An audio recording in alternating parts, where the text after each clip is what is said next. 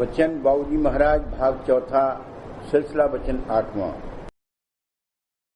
सूरत सत्पुरुष की अंश है और उसका सिलसिला अंतर में जुड़ा हुआ है, इसलिए वो लौटकर सत देश में जा सकती है। जितनी चाहे मन व माया के देश से ताल्लुक रखने वाली हैं, वो सब जब जायल हो लेंगी तब सूरत जागेगी और सत्य परमार्थ की चाह पैदा होगी। चाह यानी आस के अनुसार बास मिलता है। जो आस जहां पूरी हो सकती है वहां वो खींच कर लाती, वहां उसके पूरा करने का सामान मौजूद रहता है। उसको पाकर उसमें ममत्व पैदा होता है कि ये मेरा है।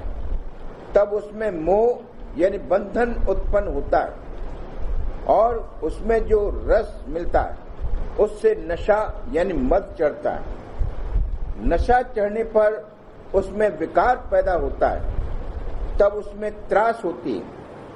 इस देश की चाह और आस ने तन में लाकर डाला और मन आपा दिया और उसके पूरा करने में जो करतूत और करनी बनी उसका कर्म चढ़ा और उसका कर्म फल भोगना पड़ा।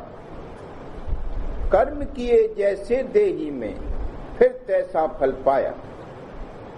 जब कर्म फल भोगने का वक्त आया तब उस आस में त्रास पैदा हुई।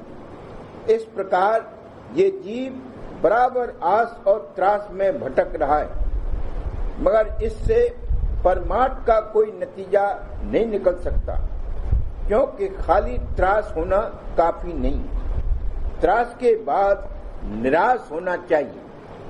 बहुत काल के बाद आस त्रास में बढ़ते बढ़ते जब इस देश से निराश होगा तब सूरत जागेगी और उसमें सत देश में जाकर पूरी होने वाली चाह और आस पैदा होगी।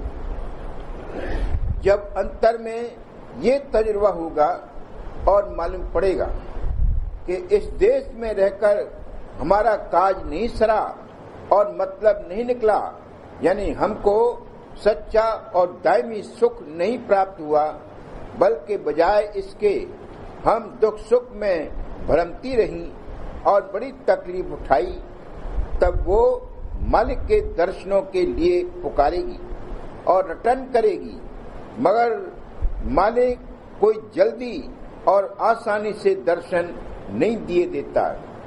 मालिक इससे खूब पुकारवाएगा और रटन कराएगा, यानी मन और माया के देश की एक किरका और जर्रा भर चाह भी बाकी न रहेगी और सब जायल हो जावेंगी और कतई उनके देश से निराश हो जावेगी। तब मालिक दर्शन देगा। वैसे जिस कदर यहाँ से निराश होती जाएगी अंतर में दर्शन मिलेंगे, यानी जिस कदर यहाँ की रचना और आकार को छोड़ती जाएगी उसी कदर विशाल रूप के दर्शन मिलते जावेंगे। होते होते एक दिन सत देश में पहुंचकर सत्पुरुष राधा स्वामी के दर्शन प्राप्त होंगे और शांत व तृप्त हो जाएगी। जिस समय ये जीव इस देश से निराश हुआ और इस मन और माया के देश को छोड़कर सब देश में जाने का इरादा किया, वही समय इसके लिए मौसम और ऋतु बदलना है, यानी काल की अधीनता से निकलकर अब संतों की शरण में आने की ऋतु आई। अब भक्ति करके उनसे भगवा दान और भक्ति दान लेने की ऋतु आई। अब ये संतों के परमार्थ की कार्रवाई कर सकता है और उनके उपदेश मान सकता है और ग्रहण कर सकता है।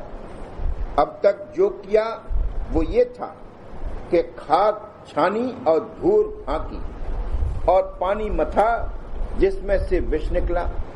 मक्खन तो पानी में है नहीं। मन व माया के देश में भोगों के पीछे दौड़ना ये धूल फांकना है और परमार्थ के नाम पर भी जो कार्रवाई अब तक की गई वो खाक छानना और पानी मथना था। नीचे के 3 चक्रों में विष है, उनको मथने से विष निकलेगा। ऊपर के 3 चक्रों में पानी है, जिसको मथने से कुछ हाथ नहीं लग सकता। पिंड देश के ऊपर ब्रह्मांड में दूध है, उसका दही जमाकर 10वें द्वार में मक्खन निकलता है और मक्खन में से भी हीर और सार सतलोक में जाकर निकलता है, जहाँ निर्मल रूप सूरत का बरामद हो जाता है।